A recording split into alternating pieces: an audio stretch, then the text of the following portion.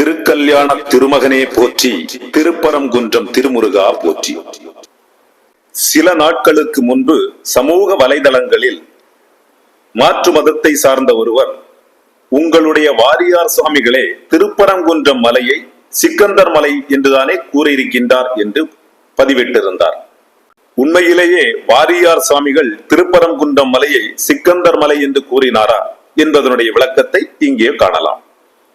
ஒருமுறை திருமுருக கிருபானந்த வாரியார் சுவாமிகள் பக்தர்களுக்கு ஆன்மீக சொற்பொழிவு வழங்கிக் கொண்டிருந்தார். பக்தர்களும் அவருடைய ஆன்மீக கதைகளில் மெய்மறந்திருந்தனர்.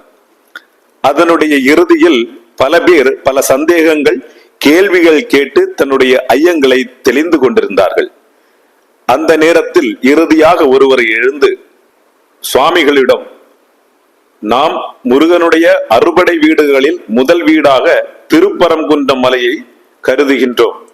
ஆனால் இஸ்லாமியர்களோ அந்த மலையை திருப்பரங்குன்றம் மலை என்று அழைக்காமல் சிக்கந்தர் மலை என்று அழைக்கிறார்களே, இதில் எதுதான் உண்மை என்று கேட்டார். உடனே சுவாமிகள், ஆம், அதில் என்ன தவறு இருக்கின்றது, அது சிக்கந்தர் மலைதானே என்று கூறினார். கேள்வி கேட்டவரோ திகைத்தார். மக்கள் அனைவரும் இந்த பதிலை கேட்டு ஆச்சரியத்தில் மூழ்கினர். ஏன் சுவாமிகள் இவ்வாறு கூறினார்கள் என்று குழப்பமடைந்த நிலையில் அமைதியாக இருந்த சுவாமி அவர்களை பார்த்து புன்னகைத்தார். ஏதாவது புரிகிறதா என்று கேட்டார். அனைவரும் இல்லை என்று தலையாட்டினார்கள்.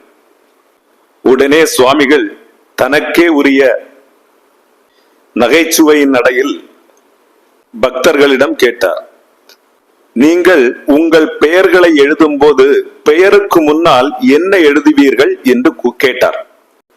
உடனே பக்தர்கள், எங்களுடைய தந்தையினுடைய பெயருடைய முதல் எழுத்தை இனிஷியல் என்கின்ற பெயரில் அடையாளமாக போடுவோம், அதற்கு பிறகு எங்களுடைய பெயர் எழுதுவோம் என்று கூறினார்கள். உடனே சுவாமிகள் அவர்களிடம், முருகப்பெருமானுடைய அப்பா யார் என்று கேட்டார். பக்தர்களும் சிவபெருமான் என்று கூறினார்கள். உடனே வாரியார் சுவாமிகள், கந்தர் என்று அழைக்கப்படும் முருகப்பெருமானுடைய அப்பாவினுடைய பெயர் சிவபெருமான் என்று இருப்பதால் கந்தருக்கு இனிஷியல் என்கின்ற அடையாளத்தை நாம் போடும்போது சிவபெருமானுடைய முதலெழுத்தாக இருக்கின்ற சி போடும்போது சி கந்தர் என்று மாறுகின்றது. ஆகவே சிக்கந்தர் குடியிருக்கும் மலையை சிக்கந்தர் மலை என்று அழைப்பதில் தவறில்லையே என்று அவர் தனக்கே உரிய நகைச்சுவை நடையில் அங்கே சிரிப்பலை அதிரும்படியாக பதிலை கூறினார். ஆகவே நகைச்சுவை நடையில் திருமுருக கிருபானந்த வாரியார் அவர்கள் கூறிய சிக்கந்தர் மலை என்பது முருகப்பெருமானுடைய மலையாகத்தான் அமைகின்றது. இவர்கள் சமூக வலைதளங்களில் பரப்புவது போன்று இஸ்லாமியர்களுக்கு சொந்தமான மலை அல்ல.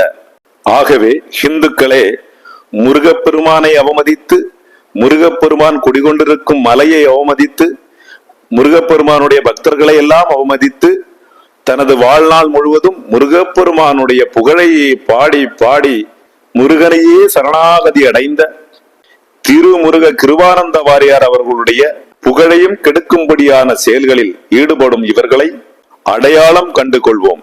எம்பெருமான் முருகப்பெருமானுடைய மலையை மீட்பதில் உறுதி கொண்டு களத்தில் இறங்குவோம். வெற்றிவேல் முருகனுக்கு அரோகரா, வீரவேல் முருகனுக்கு அரோகரா, திருப்பரங்குன்றம் திருக்கல்யாண திருமுருகனுக்கு அரோகரா.